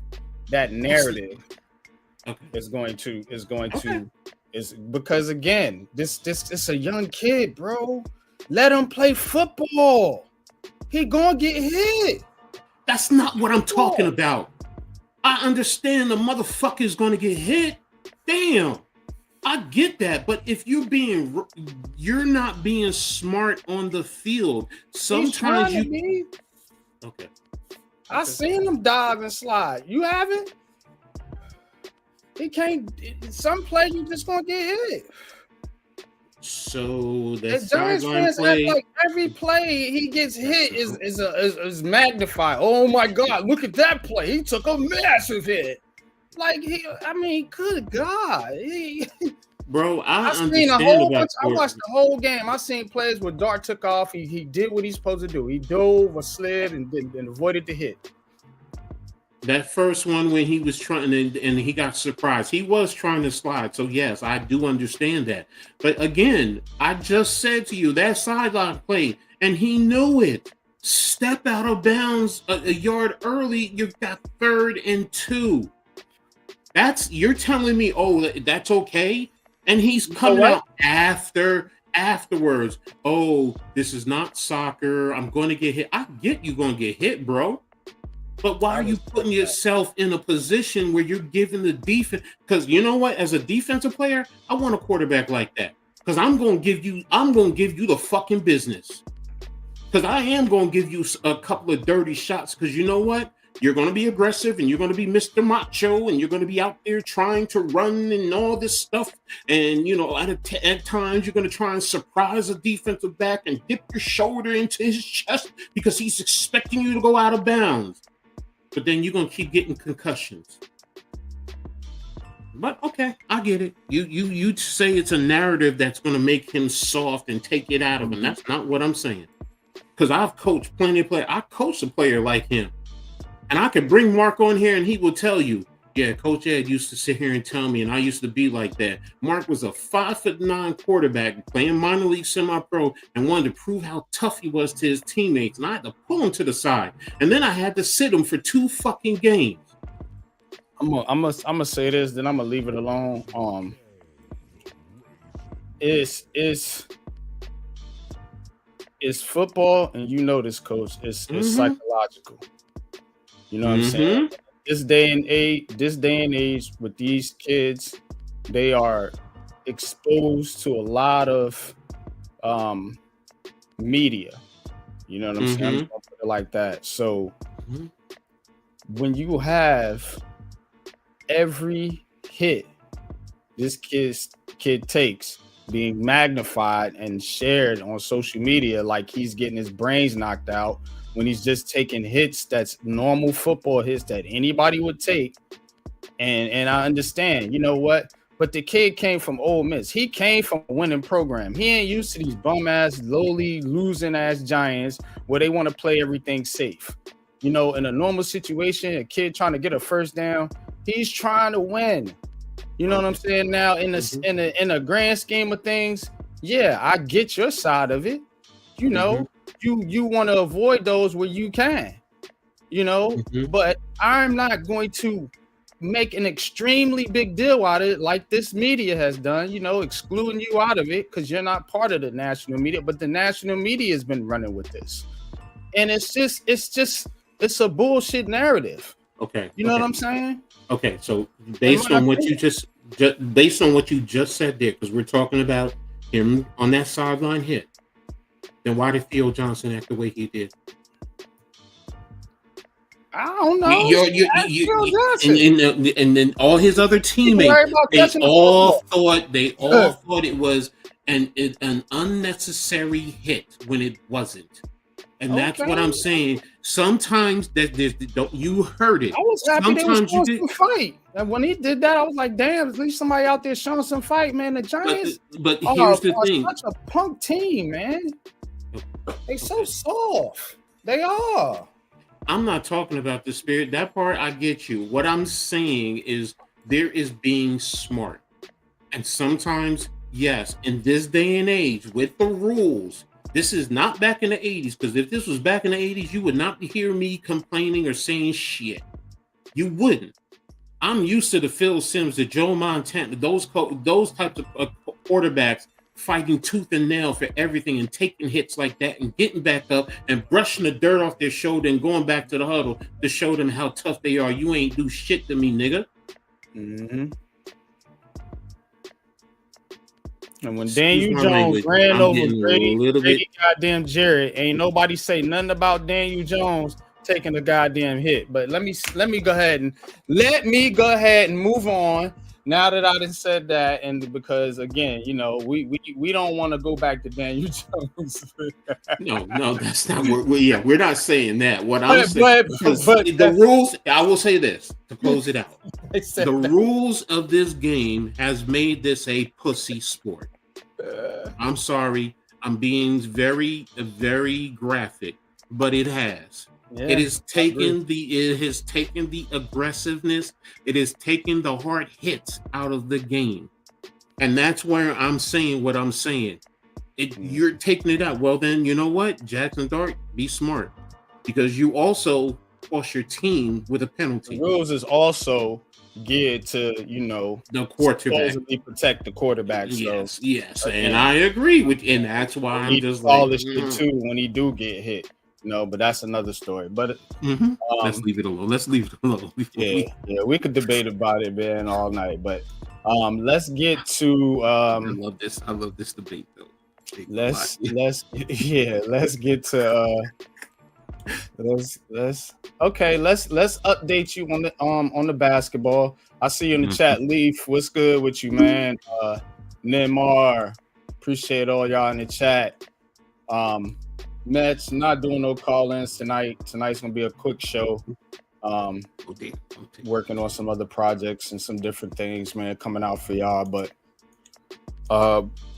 let's get to the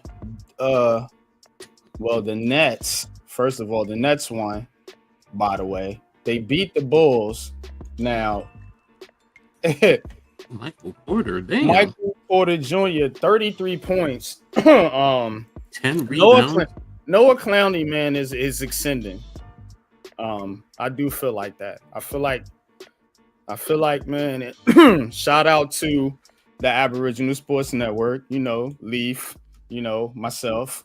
You know, we was talking about Noah Clowney in the preseason and how he could possibly be one of those players, one of those diamond in the rough gem type players, and he's starting to pick it up, man. Tonight, 20 points, 6 out of 11 from 3-point, 7 rebounds in 34 minutes. So pretty good there for Clowney. Nick Claxton almost getting his triple-double on 14 points, 8 rebounds, 9 assists.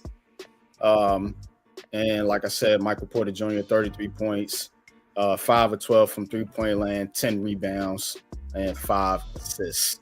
So Nets, 2 wins in a row. 2 wins in a row, man. Shout out to the Brooklyn Nets. Showing some promise, man, but a lot of Nets fans don't like these wins. But you need to give this team some morale, some hope, some direction. And you want to see some of these guys show up and see what you got in some of these young players. And it looks like they might have found one in Noah Clowney. So. All right, Leaf. All right, you got that, Leaf. You got that. Well, let me share. Second to the last at 10:59. Coach out here giving his gym. You got that, well. You got that. Well, you got that. You right. I'm that type of coach. I admit it, man. Yeah, coach. I'm Can I say something unpopular about the Nets? Oh man, what? Y'all have 5 first-round picks this year? Yeah, we did. So you should want them to win a little bit, right?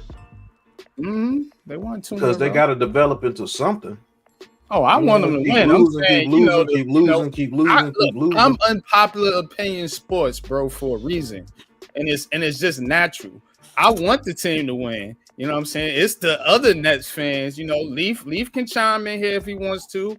I'll send you the link if you want to, Leaf. But I want the Nets to win some games.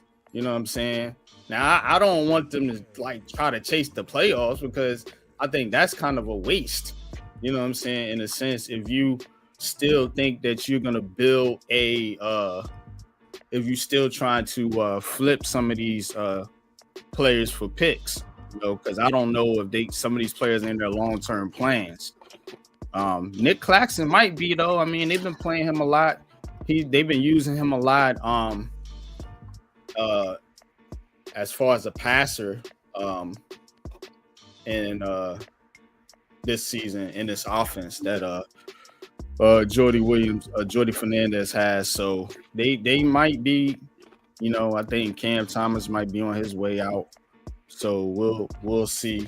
But I look, when it comes to the Nets, man, I'm thinking rebuild.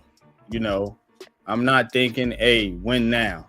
So that's why I'm taking the approach of, hey, you know, it might be better just to try to get in that lottery and increase your chances there, as in to try to chase, you know, a playoff berth. And in that sense, you know, you're going to probably flip some of these players eventually. You know, but some Nets fans is just like lose every game and try to get, you know, the best odds, because that's all it is odds. Yeah. It's not right. That doesn't make any sense. It's not no guarantee that you're gonna get that top pick. So right. I don't really take that approach. I've never really taken that approach in the NBA. But here's Leaf, man. Leaf, what's good, bro? What's going on, bro? Nah, I was tuned in because I was seeing Coach last part. Coach was on this Jim Brown shit from Any Given Sunday when he was yelling on the sideline. It was like, yo, Coach, you gonna get a stroke. He was like, I don't get strokes, motherfucker. I give them. Yeah, I'm that. I'm that type of. I can see it. Listen, Coach, I know, man. We only vibed up here, but I could already see that animal, that dog. Like, yo, get your ass on the sideline, man. If you ain't running the damn plays right, type shit. Get on the damn ground, yo. Y'all gonna do these up downs all day until we get tired and thirsty. Don't fumble my football or don't bleed on my jersey. Don't do none of that. Don't mess up my money. My football is my money. Yeah, that's a fact. That's a fact. I'm saying though, bro. From what I can see is that the rookies are starting to develop pretty gradually, man. Danny Wolf in the previous games, man. Danny Wolf has showed offensively that he is everything that I said he was, and I only needed 5 minutes to see him at Michigan, and I was sold. I think in terms of skill set and skill set to the offense and everything, I think he's done a fairly good job coming into the game and shooting pretty good. I mean, everybody turned the ball over, man. He turned the ball over pretty much tonight. But the real thing is that I think Jordy has all of the archetype players that he needs. He just doesn't have the names of the archetype players that he needs. One thing we got to make important on this right here, if nobody has said this out loud, MPJ, outside of Steph, I ain't gonna lie to you, bro. Like, is it any I don't give a fuck type shooters, bro, in the league, bro, like the MPJ? Because, like, when he's coming off the screens and he's coming off of pin downs, dribble handoffs off the catch because his back is messed up, you know he can't get nothing off the bounce. and he's giving you 25-8 on average on this team. I don't think we've played bad with him in the lineup, and I think the ball is moving, and he's getting his 25-8 through the flow in the offense, unlike somebody else I know. But at the same time, So, but at the same time, and I'm gonna go over to that show, bro, like, and let my voice be heard, because a lot of people is on Twitter saying the same thing I'm telling you right now. But realistically, I think everything is starting to get together, man. I mean, I like the chemistry of this team is coming together. Obviously we still in the basement, obviously, but I just like what I see now, even though I'm not confident that we're gonna win every game. Obviously, I'm not confident that we probably gonna win a few more games, but I'm just liking what I see. I'm just like, I see the ball movement tonight, man. We hit a lot of threes because we're a 3-point shooting team. The spacing is much better. Claxton is much better at his attacking and his opportunities to the basket, man. He had a nice 12, 9, and 8 game. They're turning him into a passer, man. He's becoming a passer because MPJ is shooting that shit off the damn catch, and he doesn't give a shit who's on him. And that's pretty much what it is, man. I mean, I like, we got a good night. We got a good night against the Bulls, who I think is pure bullshit. That's a bullshit ass team. Are you in the they should tank, or are you thinking the Nets should, you know what I'm saying, try to win games? I'm not in. I can tell you, I'm not in the tank. But I don't know if I'm just in the, like, yo, let's see this team develop. You know what I'm saying? Like, because 5 rookies got drafted, 3 of them is out there on the court, actually, giving it all they got. You know what I'm saying? So, like, let's just see what happens within that, man. But outside of that, man, enjoying the Knicks shit the bed, but let's just see what happens with these young players, man, and these young rookies, because there's only a few veterans on this team. MPJ is one of them, and I think he's fitting well with this team, man, and everything and everything that they're doing. So let's just see how this all gradually works. That's all I'm here for. Word. All right, man. Shit, man. Well, got to get to these other teams, man. We still got to hit the hockey, man, and the baseball and coach's corner.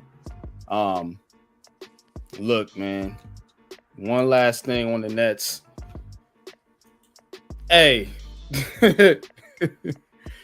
what's the deal with Cam Thomas, man? Is he? Are they going to get rid of this guy? I'll be honest with you, bro. Like, I really don't care. I mean, I think the one thing that has to be said, and it's another thing that's going to be a not so friendly topic on a not so friendly take on here, is that the dominant small guard is slowly dying out in the NBA. I repeat, the ball dominant small guard is slowly losing his value in this NBA. Slowly. It's happening, bro. Like, because if you don't believe me, bro, like, and I know this is a New York show, if you don't believe me, go watch the Atlanta Hawks for a little bit, and you'll see what I'm talking about. Oh, with Trey. Go watch them because without Trey, defensively they are like that. And Jalen Johnson, that light-skinned kid, he could do anything. He could fill up the stat sheet just about as good as anybody else. So go ahead. So you go ahead and go watch that team. Go ahead and watch the Bulls tonight, who don't have a small guard. They got Giddey running the operations, even though defensively they suck, and they low-key got carried in the first couple of weeks by the NBA because Jordan had all these damn interviews on goddamn NBC, and they trying to revive these old rivalries. The NBA think I'm stupid. I'm not. Telling you right now, man. Yeah. The Bulls, man. We don't need to get into the Bulls, man. We don't. For real. But about Cam Thomas, I don't really care, man. Like, the small ball, the the small dominant, a ball dominant guard is slowly losing his value But in I mean, today's like, league. I mean, are they? Do you think do you think the Nets are going to trade him? You know what I'm saying? Do you think it's gonna happen? No, because I think right now there like not at least not right now. I don't think a team has really found a Because it's like spot for him or a value for him. they got too much right now. Like because you got Clowney. Like, what you gonna do with all these dudes? The thing is that you right now the value the what you have to occupy is the value of the young players. That's Clowney and these rookies. And three of them are proven that their skill sets can translate to an NBA team and an NBA roster. Danny Wolf is offensively gifted. Yegor is still learning on the fly. His shot got better. What's the other kid? The dark skinned kid from UNC, Drake Powell. Drake Powell, yeah, my Drake man. Powell is a two-way player. Defensively, he could be your POA. You know what I'm saying? Like Noah Clowney is starting to get better with his offensive opportunities. Defensively, he can still do things. Claxton fits well with all these pieces, bro. Like in terms of his dribbling I opportunities. thought he was the odd man out, but it looks like they might be keeping him. I think Claxton has been revived little by little. I think he's been revived in this setting because the archetypes that he's playing around with is slightly better. He's playing around with a lot more shooters, and he's getting a lot more spacing now. So he's getting opportunities to put the ball on the floor, make a move. He could get to something, man. It ain't the prettiest, man, but I mean, he's been able to do some things, man. And I think putting shooters around him. I think putting shooters around him and allowing him to take the rebound and dribble the length of the court, man, and do things and transition, man. Obviously we know he's very fast on his feet, man. He can still defend it. He can still be the weak side defender. With Danny Wolf is in the game, we run a 3 big lineup with him and Clowney. You know what I'm saying? So like, I mean, and that gives him the opportunity to basically roam and be the roam defender on the court, while Danny Wolf is being like the on-ball defender, and Danny Wolf defense is not as bad as a lot of people thought it was. So realistically, I mean, I like the vision of it. I do like the vision of it. I just want to see what if it could turn into Rome. Mm-hmm. All right, man. We're gonna move on. Got to keep the show rolling. Let's get into the quick rundown here, man. We're gonna run it down. We're gonna walk these blocks, man, and go around the city. Let's hit it, man. I want the power, but I want the love and respect first. Said I want the power, but I want the love and respect first. Yeah, I want the power, but I want the love and respect first. Yeah, I want the power, the love and respect first. All right, man. So kicking off here, man. The Devils took a L. To the Dallas Stars. Dallas Stars, man. Beating down the Devils 3-0. Devils still holding strong, man. In second place in the Central Division behind Colorado, who only lost one game. God damn. Whew. Okay. Oh, no. I'm in the wrong division. Never mind. Keep forgetting the hockey season just started. They behind Carolina and Washington. Well, they're worse than I thought. Jersey tied with the Capitals and the Carolina Hurricanes, who have been definitely a tough team.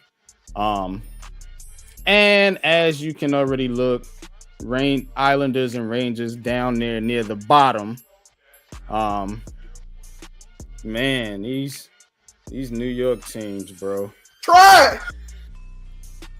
But all the way around, even going to hockey. But the Devils still holding it down, man. They still in it, man. It's still early in the hockey season, so let's see if somebody can get back in the mix. Speaking of the Rangers, they did win, and they actually beat the Dallas Stars. So the Rangers doing what the Devils could not. Stars of the game. Don't know how to pronounce Gravrikov. Vlad. We're gonna call him Vlad.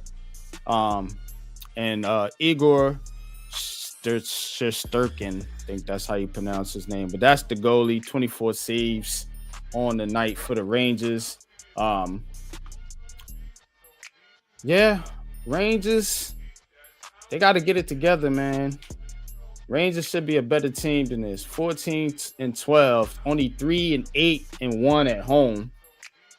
Why can't these New York teams win their home games? They get at home and they just fall apart.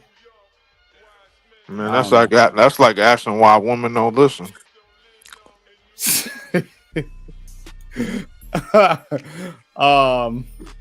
Islanders, man. Islanders got it done too. The other night, man, beating the Tampa Bay Lightning 2-1. Islanders sitting at 14-10, 14-10-3, 6-6-2 at home. Stars of the game, Bo Horvat and the goalie Ilya Sorokin. So, doing my best to try to pronounce these names. But yeah, Islanders. Like I said, the Islanders and Rangers sitting down there at the bottom behind all the other teams in their division: Carolina, Washington, Jersey, Pittsburgh, and Philly. Not a good start for the locals in hockey outside of the Devils. All right, let's go over to. Hold up. Where am I at? You're in New York. Yankees. Yankees. That's where we're going. We're going to the New York Yankees. Yeah. New York Yankees. All right, so Yankees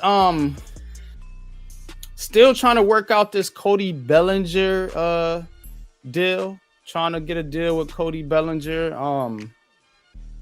And apparently, you know, they really need him. Because he played pretty well last year. Bellinger played pretty well. Slash 272, 334, and 480 with 29 home runs and 98 RBIs, 25 doubles, and 152 games played. So now you got to think, who did the Yankees lose last season? Last offseason? Juan Soto, right? So now you go into this. So you basically got Bellinger, you know, to bring in with the money or some of the money he was going to use for Juan Soto, because he didn't get nearly as a good contract he got. But now, are you going to lose Bellinger too? You see what I'm saying? It's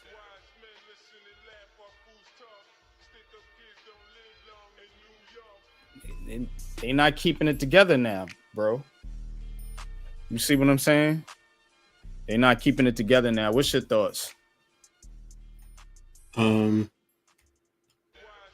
going to be a little bit. I mean, being concerned over players that they're losing, justifiable. I get where you're coming from.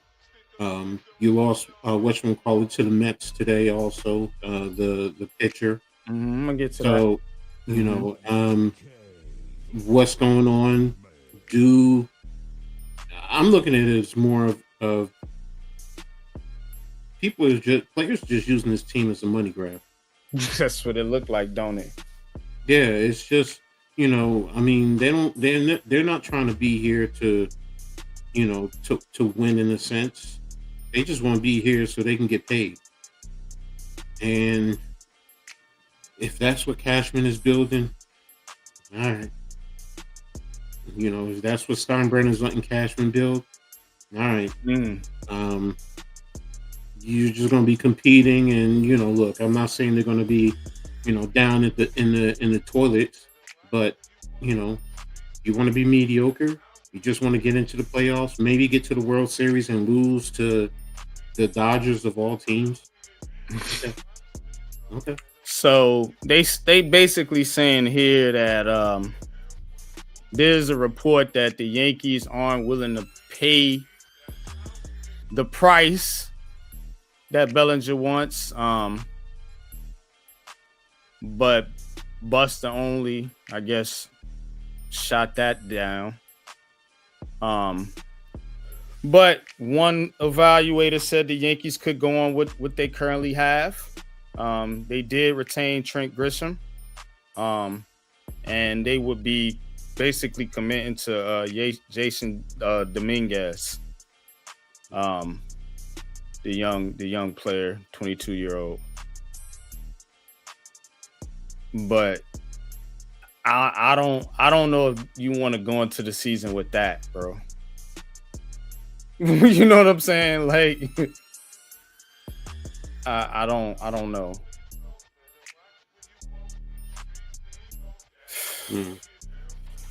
All right, man. Moving on. Let's get to the Mets. New York Mets. All right. The Mets. Yeah, they got Devin Williams from the Yankees. Stole another Yankee. Agreed to a 3-year deal worth $51 million. Coach alluded to it just a minute ago.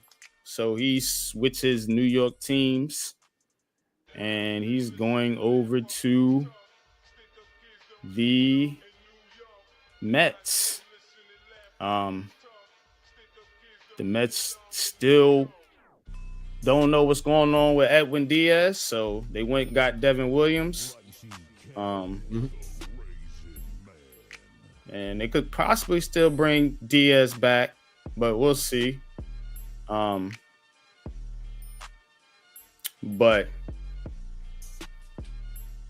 yeah, Williams didn't have a great year last year. Had 4.79 ERA. His advanced numbers, here go these analytic guys, was ranked among the elites. He ain't look elite out there to me when I was watching him, but what do I know? But in 6 years with the Brewers, he's 31 years old. He had a 1.83 career ERA, so I guess he just fell apart with the Yankees. So now he goes to the Mets, and again, Mets, they willing to spend and bring in the big players, and it looks like the Yankees are playing small money now. What's your thoughts, Coach? Same old Yankees. I mean, that's really all I can say, man. Because as a Yankee fan, you get frustrated when you see teams like Boston, and you see teams like the Dodgers go out there and do what they need to do. And to Mr. Gray. Yeah, Matt. Sonny Gray. Oh yeah, he was running his mouth as well. He didn't want to be here, but I looked at his presser, his initial presser, and he was just so excited to be here. And so you're nothing. Why he ain't want to be here? Because he was Try. That's why. Well, I say this: you're nothing but a liar. I mean, let's keep it real. You want to say, it was a tough market to play in, blah blah blah. Okay, fine. but now you didn't want to be here in the first place, and now you hate the Yankees. Okay, Yankees fan, I will say this: We when don't he's like on the you either. mound, make sure y'all let him know. Let him know, man. You know, Oh, Now they see will. this. Now see this. The coach I came up in here for, bro. I ain't gonna lie to you. You been to you been to Yankee? When the last time you been to a Yankees game, Coach? oh, man, it's, 98. I think Yeah, for me, it was about '06. I want to say. yeah, but Yeah. yeah, they gonna let him have it. They're gonna let him have Yeah, it. and that's what I'm saying. Yeah, definitely. You know, give him the business, man. Oh yeah. Treat him like a little sweet thing on the corner. Yeah. 'Cause yeah, that's what he is. Man. Oh That's what man, he is to me. this But see this see.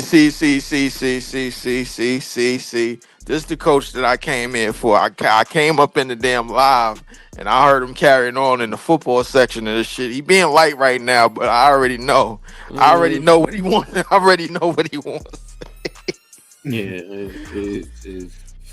yeah. You know, look. yeah, I'm gonna leave it alone because hey, look, I've been getting a little bit too spicy. just Yeah, I have. Riled up. I admit it. You Hey know, man, I've been listen, I'm getting here spicy, for it. man. yeah. Man. No, it's not. It's not that. We're gonna keep it pushing though, man. Yeah. Yeah, but Devin Williams to the Mets. Still in the Edwin Diaz, and the Yankees still with a shitty bullpen. All right.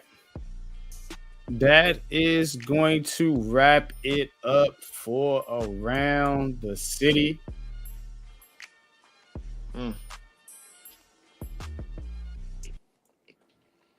Time to get in the coach's corner, man. Time to get in the coach's corner, and because look, man, these New York teams, bro, Try. it's hard to hold conversation. Why you think I only promote one of them? Ain't a lot of hope. You know what I'm saying? I look, we do Heart of the City. This is a traditional show. You know what I'm saying? But we talk about all the teams. So we throwing all the teams in that bunch. Not picking and choosing here. You know what I'm saying? So I feel you. again. We gotta remind our audience how trash they are. Yep. You know what I'm saying? Not picking and choosing. You know what I'm saying? Mm-hmm. This is for the fans that want to come out of fairy tale land and come down to reality for a little bit. You know what I'm saying? Get a little smack of that. You know what I'm saying?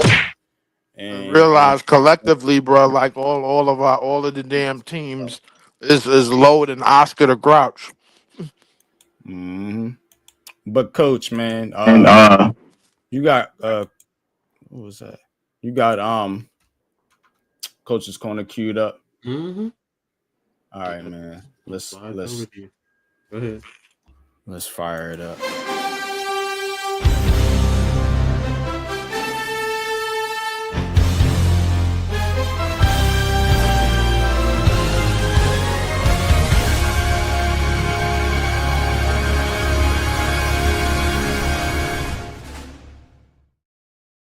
Appreciate that. Before I dive into Coach's Corner, I want to apologize to my brother, NYG, to Pat, to you guys in the chat.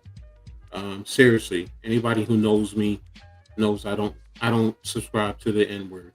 And for me to use it was hypocritical. I was getting a little bit too riled up, and I was wrong, and I apologize to everyone. So, with that being said, I'm going to dive into it. Now, real quick, in terms of the Liberty, I didn't have anything queued up. I just wanted to touch on the fact that the WNBA has extended the collective bargaining negotiations another 6 weeks because it was coming to the end of November. So they've now pushed it to the middle of January. So hopefully they're coming to a resolution. We're going to see. So just wanted to touch on that. So now I'm going to go ahead and dive into Syracuse. Talk a little bit about what's going on up north. In football, they actually closed out with a bad loss to Boston College, who came in at the time 1-10. They lost to Boston College 34-12. So they finished out their season 3-9 overall and 1-7 in the ACC. So it's a lot going on there. One of the things that's happening right now is today starts in all of college football signing day. So recruits can sign their letter of intent to say that they're going to play for colleges. I haven't gotten a lot of who they did sign, but in terms of initially yesterday on the Rivals ranking recruiting circuit for next year, they're ranked 29th, so they do have a good class. So hopefully they'll definitely be able to bring all those players in, and then next year they'll be able to step up. One of the biggest reasons this year was disappointment, quarterback play. They lost Steve, their transfer from Notre Dame early in the season, and the quarterback play went down from there. So we'll see what goes on. Also, this is going to be closing out football as a whole because none of the locals made any bowl games. So after today, you won't hear me talk much about college football unless something big comes up. Next, I'm going to talk about basketball for Syracuse. Yesterday, they had a big win. They beat number 15 Tennessee in an ACC SEC challenge, and they came away with a 62-60 win. So that's a great win for them. Hopefully they'll continue a trend. Currently, you're standing at 5-3 on the season.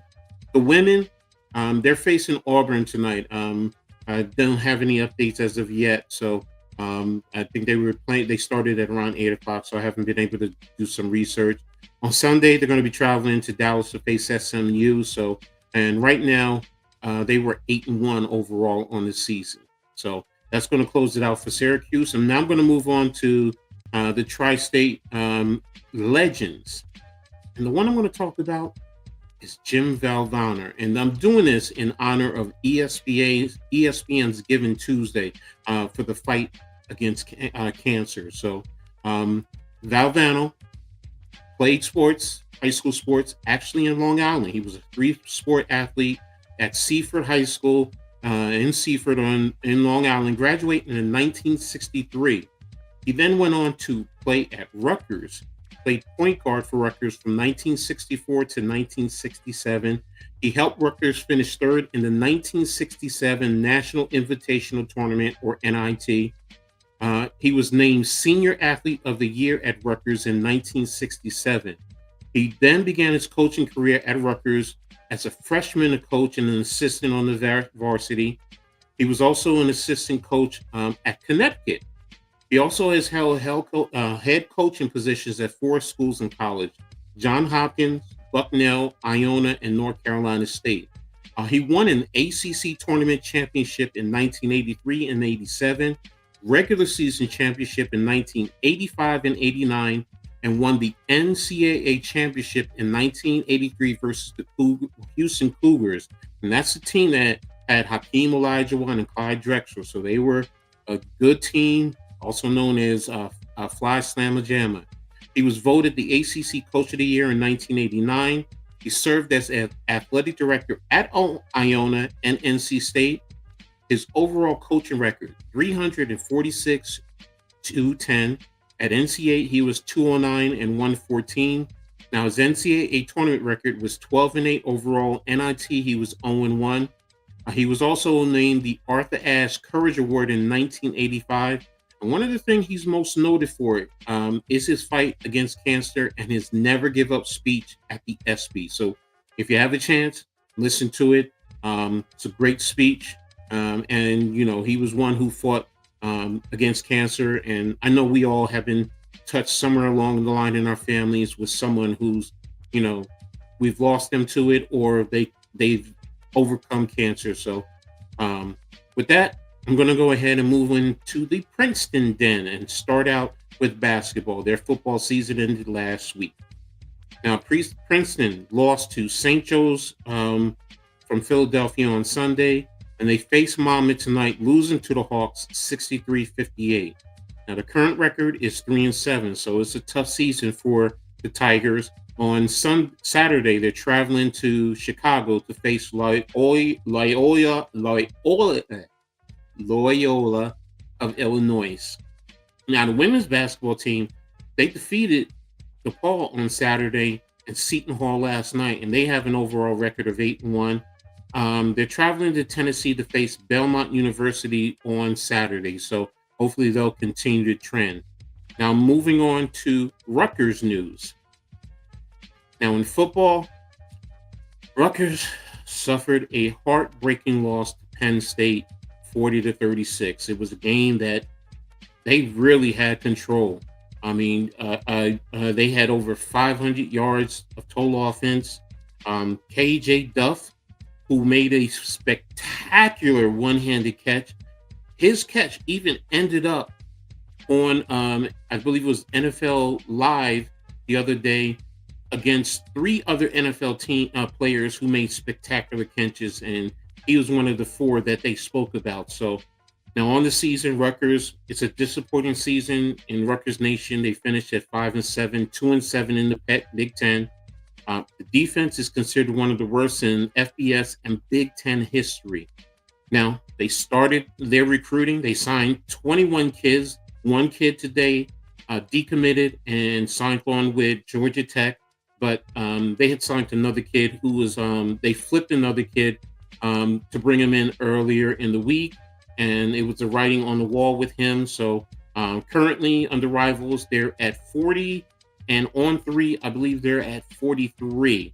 So they have 2 4-stars that were signed. So there's big support for them going forward. In terms of basketball, to close out, when they were over at the Players Era Tournament, they beat UNLV to come away 1-2. They beat UNLV 80-65. Yesterday, they hosted number 1 Purdue. They did lose 81-65. They will play number 3 Michigan on Saturday in Michigan. Right now, they're standing at 5-4 on the season, 0-1 in the Big Ten play, because yesterday was the first Big Ten game. Now, I want to give a special shout out to 2 players, Dylan Harper and Ace Bailey. They're doing their things in the NBA. Dylan is averaging 13.4 points per game, 2.8 rebounds, 3.4 assists.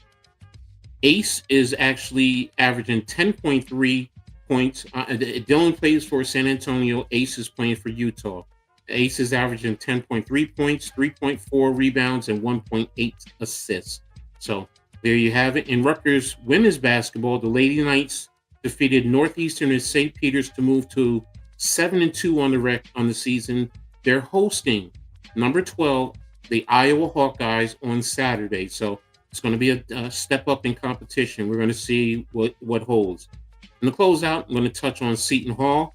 Wednesday, they took on today. They took on the Central Connecticut State, and they won that game 77-61. They're going to be traveling to Kansas to face Kansas State on Saturday. So that's a big game. And in terms of their record, they're 8-1 on this season. So there you have it for Coach's Corner. That's what I have until next week. So back to you, NYG.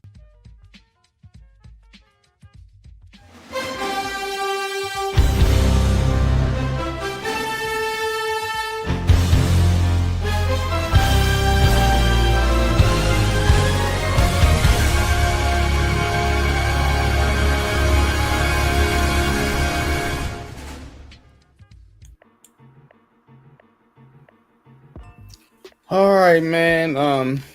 Yeah, we're gonna close it out, man. Going make this a short one, man, here tonight, man. But good stuff, man. Appreciate everybody chiming in the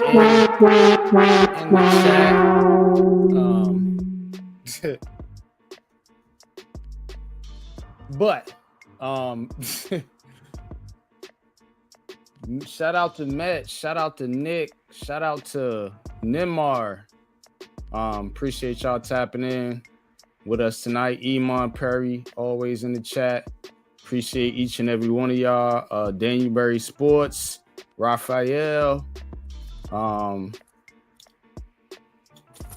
Yeah, appreciate all y'all tapping in, man. Coach, any last words, man, before we close out, man? Any last words on the New York Knicks? Still a work in progress, so I'm going to be patient with them. Damn, Leaf, that looks good, bro. That looks good. All right. All right. I ain't mad at you. But yeah, the Knicks are a work in progress, so I'm going to wait, closer towards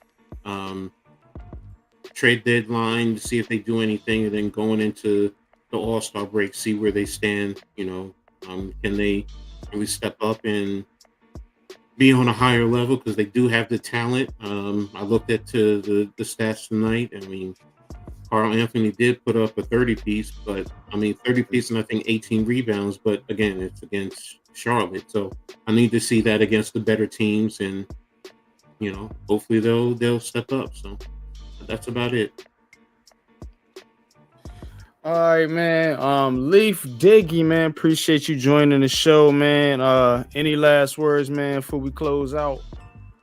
Yeah, I got some last words for sure. I appreciate Coach with the apology and everything, but you already know I come up here for be ignorant, man. I don't get that much time to in my day to be ignorant no more, and there's very little time. But I will tell you this: this Sunday, coming up, I will be ignorant, and you're gonna see exactly how ignorant I'm gonna be, man. Shout out to everybody on the platform, and of course Pat, of course everybody that chipping with the shows, Mets, of course, man, NYG, and one more thing about to say to Nets fans, and I'm gonna say it in about 30 minutes once I get on pre-show. Listen here, anytime you get 3 first-round picks, basically you need to look at it like getting a top 3 pick. Because that means you got 3 chances to get this thing right, or 5 chances in our case. You got 5, yeah. Yeah, realistically, you got 5. You got 5 chances to get this thing right. So, for anybody that's worried about, we shouldn't have won tonight and this, that, and the third, man. It's like this song that my moms used to play, man. Just remember, brothers and sisters, you can still stand tall. Just be thankful for what you got. You know what I'm talking about. Yo, man. You know what I'm talking Coach, you know what I'm talking about. That's a perfect way to end it off, man. Coach, you know what I'm talking about. Appreciate each and every one of y'all for tapping in, about. Bro. And, man, we're going to get up out of here, man. Definitely, man. Take us out, man. I see y'all. Peace. Peace.